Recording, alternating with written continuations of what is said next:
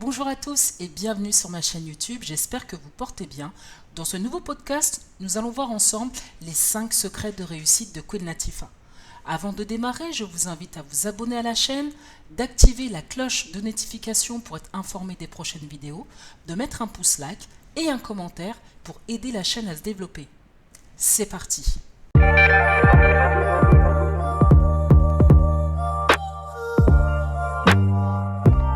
L'échec ne rivalise avec la persévérance.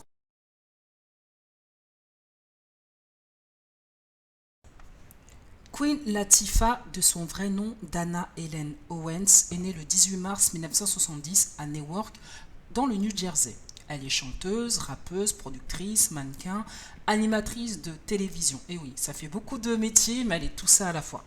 Elle naît d'une mère professeure et d'un père policier. Adolescente, elle travaille au Burger King pour se faire un petit peu d'argent de poche, donc elle commence à faire des petits boulots par-ci, par-là, avant de mettre les pieds à l'étrier dans le domaine du rap et également dans le cinéma. Elle a joué dans de nombreux films, également dans le film aux côtés de Spike Lee en 1991, Jungle Fever, en 2005, Beauty Shop, en 2013, Just Right, et puis pas mal d'autres films qu'elle a fait par la suite. En tout cas, c'est vraiment une actrice de talent qui a su s'imposer dans ce game du cinéma.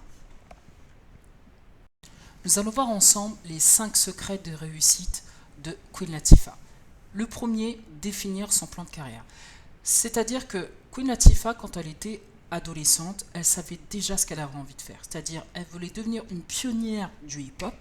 Donc c'est pour ça qu'elle a travaillé énormément ses textes, son flow. Elle était vraiment dans le milieu du hip-hop. Elle a fréquenté les meilleurs rappeurs, les Ice Cube et autres. Pas mal de rappeurs qui lui ont permis à un moment donné de gravir les échelons. C'est pour ça qu'elle avait son propre style, son propre flow. Et elle fait partie vraiment des premières rappeuses du hip-hop américain. Parce qu'elle était là quand le hip-hop est devenu populaire aux États-Unis. Elle a débuté à ce moment-là sa carrière. Donc elle avait déjà en tête de se dire, moi je veux devenir une reine du hip-hop. C'est pas pour rien qu'elle s'appelle Queen Latifah d'ailleurs, qu'elle a ce pseudonyme.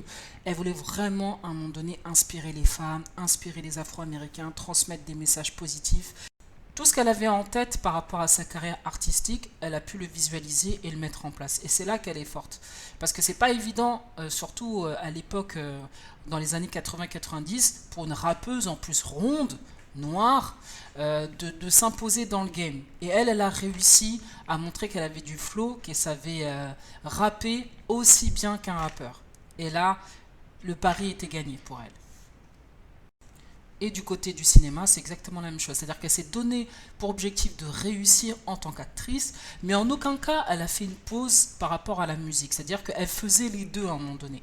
Et du côté cinéma aussi, c'est-à-dire qu'on la voyait faire des apparitions, par exemple dans Le Prince de Bel-Air. C'est vraiment ce qu'elle avait en tête, c'est-à-dire que non seulement elle faisait sa musique, mais en parallèle, elle faisait du cinéma. Elle n'a jamais lâché les deux.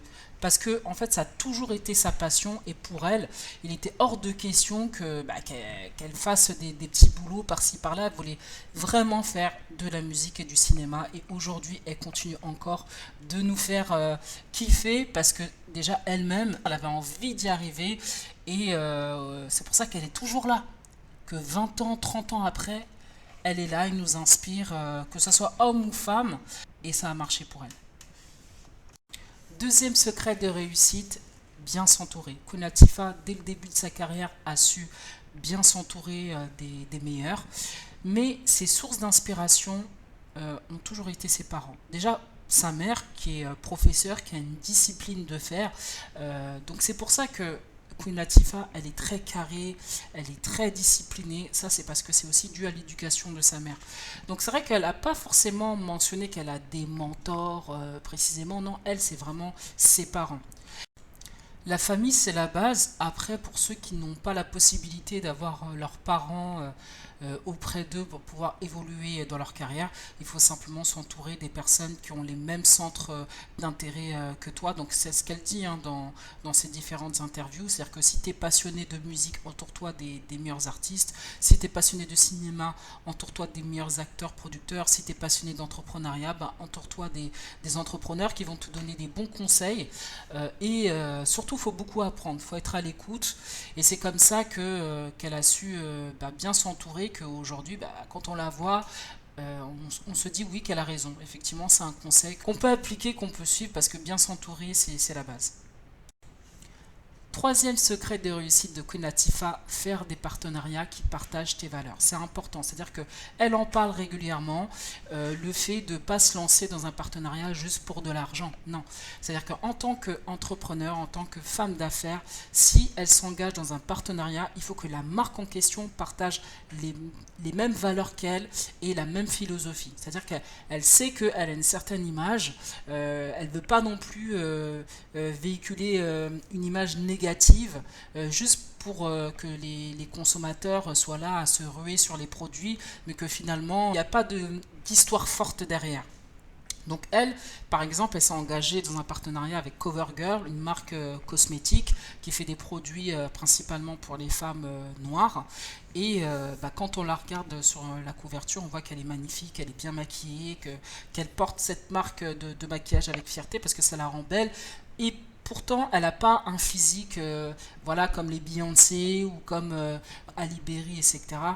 Non, elle n'a rien à voir. Elle est grande, 1m78, elle est ronde. Et quand on la regarde au niveau de son image, on voit qu'elle est pas du tout comme les autres actrices, que ce soit aux États-Unis ou en Afrique. Elle adopte une coiffure cheveux châtains, blonds. Elle se démarque totalement avec son image. Et CoverGirl prend toujours des actrices ou des chanteuses qui ont une identité forte. Quatrième secret de réussite de Queen Latifah, la confiance en soi. Quand elle était plus jeune, c'est vrai qu'effectivement, elle n'a pas forcément eu confiance en elle parce qu'elle a vécu aussi un événement tragique. Quand elle était plus jeune, son babysitter l'avait violée quand elle était adolescente, donc ça a créé chez elle, on va dire, un manque de confiance en elle, un dégoût même envers les hommes. C'est pas pour rien aussi qu'elle est devenue lesbienne. Je sais pas si c'est en partie à cause de ça, mais c'est possible. C'est pour ça qu'aujourd'hui, elle avait déjà eu un petit ami quand elle était plus jeune, mais aujourd'hui, voilà, elle est lesbienne. Elle n'en parle pas non plus à travers tous les médias parce qu'elle est très discrète par rapport à sa vie privée. Mais c'est une femme qui s'assume. Elle assume sa sexualité. Elle assume le fait qu'elle n'a pas un physique standard parce qu'elle est quand même grande. Elle fait 1m78, elle est ronde. C'est pas forcément un physique qui permet aux femmes de pouvoir réussir dans l'industrie, hein, que ce soit dans l'industrie de la musique ou du cinéma. C'est pas forcément évident de s'imposer, mais elle a cru en elle parce qu'elle a eu une bonne éducation. Sa mère lui a donné toutes les clés pour qu'elle puisse réussir dans le game. Et surtout, elle a le mindset. C'est une femme forte, très intelligente elle reste naturelle. Et cette confiance en soi qu'elle a, c'est ce qui lui permet aujourd'hui de perdurer dans le temps. Parce qu'elle a cru en ses capacités, en son pouvoir, parce qu'on a tous un pouvoir intérieur qui nous permet de briller. Et elle, c'est ce qu'elle nous conseille à tous, d'avoir cette confiance en nous. On vit dans une société, surtout depuis qu'on a les réseaux sociaux, on va dire, entre les mains, parce qu'on a notre téléphone, on a nos applications, etc. Cela crée une frustration générale. On montre à tout va que voilà, il faut avoir la belle vie, il faut avoir la belle voiture, il faut avoir les belles filles, il faut avoir l'argent à tout va, mais chacun avance à son rythme. Et c'est vrai que cette frustration générale crée un manque de confiance en soi parce qu'on se dit qu'à partir du moment où on est face à quelqu'un qui a plus, forcément on n'est rien. Or que non, c'est juste que chacun son heure, tout simplement. Ça fait de longues années qu'elle est dans le game, ça fait plus de 30 ans. Quand on l'observe, on voit qu'elle a su traverser les temps, tout simplement. Et la confiance en soi, c'est la clé. Quand tu n'as pas confiance en toi, tu ne peux pas gravir les échelons. Mais quand tu as confiance en toi, c'est soit tu as la chance d'avoir tes parents qui te permettent d'avoir cette confiance en soi, ou soit tu le travailles avec le temps. Et elle l'a travaillé avec le temps, elle a vécu des choses très difficiles, mais ça n'empêche pas aujourd'hui d'avoir confiance en elle. Et c'est vraiment un conseil qu'il faut suivre, qu'il faut appliquer dans la vie de tous les jours, la confiance en soi, que ce soit dans le travail, que ce soit dans nos relations, c'est important.